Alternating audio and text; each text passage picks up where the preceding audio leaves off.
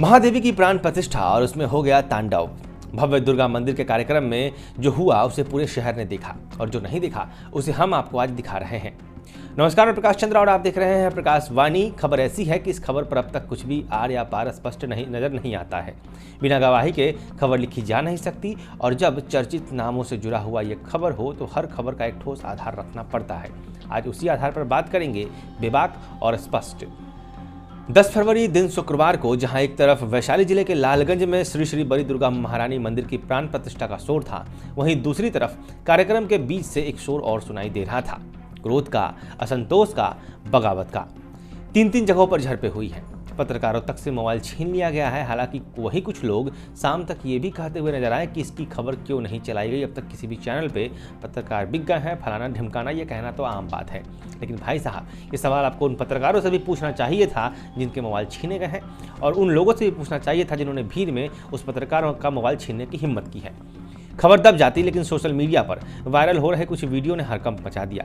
अखबार में छपी खबर ने प्रमाणित किया कि कुछ तो हुआ है। वायरल हो रहे दृश्य इतने भयावह है कि डिजिटल मीडिया के गाइडलाइन के अनुसार हम आपको उसे दिखा नहीं सकते।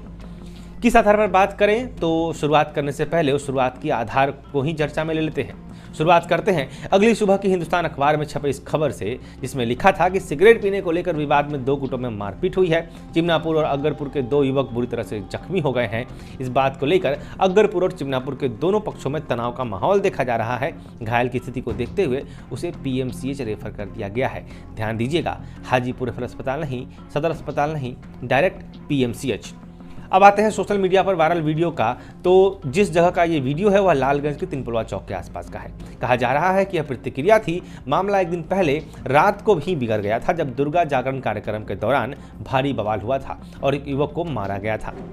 हम इस मामले में दोनों पक्षों से बात करने की कोशिश भी कर रहे थे, बार कोशिश कर रहे थे, लेकिन पीड़ित की हालत ठीक नहीं थी। आखिरकार बात हो गई। पहले सुनिए चिमनापुर के पीड़ित युवक ने क्या कुछ कहा है इस मामले पर। मैं रणधीर कुमार, पिता स्वर्गीय रामानंद सिंह, ग्राम चिमनापुर, पोस्ट लालगंज, जिला वैशाली, बिहार का निवासी हूँ। मेरा दुकान R Patel cement store, Mahto market, Lalganj में है। मेरे दुकान पे दिनांक 10/2/2023 को वीरेंद्र राय और विनोद परियार पहुँचते हैं और बोलते हैं कि रणधीर जी 5 लाख रुपया और 1 ट्रक सीमेंट आपको देना होगा। हम बोले भैया ये क्या चीज़ है? तो बोलते हैं कि आप जो समझो, लेकिन किसी व्यक्ति से इसकी चर्चा कर दिए या पुलिस को इसकी सूचना दे दी तो आप जिंदा नहीं बचोगे। फिर मैं आश्चर्य में पड़ गया और मैं कुछ नहीं बोला उनसे। वो स्वतः वहाँ से दोनों आदमी वापस चले गए। उसके ठीक कल दिनांक 11/2/2023 को सुबह 8 बजे मैं अपने दुकान खोलकर बैठा था। तभी अचानक से चंदन यादव, कुंदन यादव, राकेश यादव, रोहित यादव, पप्पू सराफ, मोहित यादव और कुछ लोग और थे जो मेरे दुकान पर अचानक आते हैं और कहते हैं तुम हीरो बनते हो। बोले भैया ये क्या बात हो गया, हमने तो कुछ ऐसा किया नहीं है। उसी बीच में राकेश यादव अपने कमर से कट्टा निकालते हैं और कट्टा के निचली हिस्सा से यानी कि बट से हमारे सर पे मार देते हैं और मैं गिर जाता हूँ।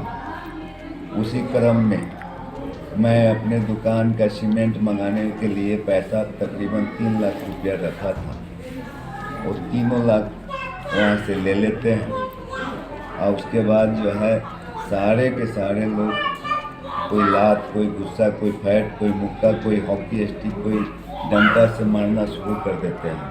अब आता है दूसरा पक्ष जिस पर प्रत्यक्ष आरोप लगाया गया है। उसमें से एक विनोद पंजियार से भी हमारे सहयोगी ने बात करने की कोशिश की है।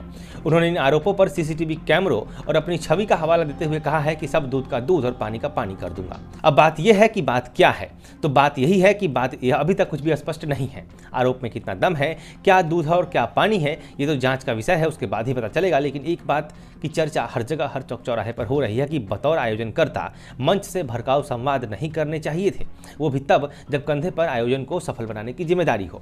नेता वो नहीं होता जो माहौल बिगाड़ने के लिए लठैत के लोग आगे आगे चल देता है और जांग ठोकर दूसरे पक्ष को ललकार देता है, बल्कि नेता वो होता है जो ऐसे माहौल में दीवार बनकर खड़ा हो जाता है और हाथ जोड़कर कहता है कि बाजार और उसके रौनक की बात है, मेरे रहते ऐसी कोई भी हिंसा नहीं होगी। इसमें मंदिर निर्माण के साथ साथ अगर ऐसा होता तो शायद किसी का व्यक्तिगत यश भी और बढ़ जाता है, ऐसा मेरा व्यक्तिगत मानना है। दूसरी ओर जागरण ही नहीं, दुर्गा पूजा या किसी भी अन्य बड़े कार्यक्रम में ऐसे उपद्रव को टालने की कोशिश करनी चाहिए। कुछ युवा हर भीड़ में होते हैं, हर हाल में होते हैं, हर जगह होते हैं, जिनका काम उपद्रव फैलाना होता है। करते कोई और है, भुगतना किसी और को पड़ता है। इस मामले में भी ऐसी संभावनाओं से कोई इनकार नहीं किया जा सकता कि गलती हुई, लेकिन गलती से बड़ी गलती उस पर त्वरित प्रतिक्रिया थी। बहरहाल दोषी कौन है ये जनता जानती है, कानून को जानने में जरा देर लगेगी। बाकी हम किसी पर कोई टिप्पणी नहीं कर रहे हैं। फिलहाल आपको इस मामले में क्या कुछ कहना है हमें कमेंट में जरूर बताइए। चैनल को सब्सक्राइब कीजिए, खबर को शेयर कीजिए, जुड़े रहिए हमारे साथ, देखते रहिए प्रकाशवाणी। मैं शारदा सदन पुस्तकालय में था, यहाँ से लगातार फोन जा रही थी, बाहर में बेवजह हाथापाई किया।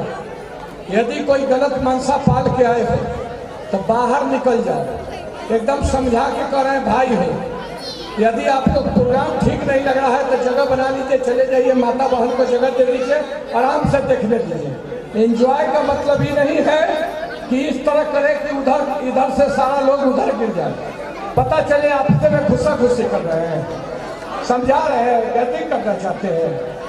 तो बात समझ लो, गेट बंद करके पेट का दर्द कोई नहीं बांटेगा। यदि ऐसा कोई करने का मनसा बनाया है तो पीठी का दर्द कोई नहीं बचा पाएगा। मैं बता देता हूँ, गर्दा वही नहीं देगा।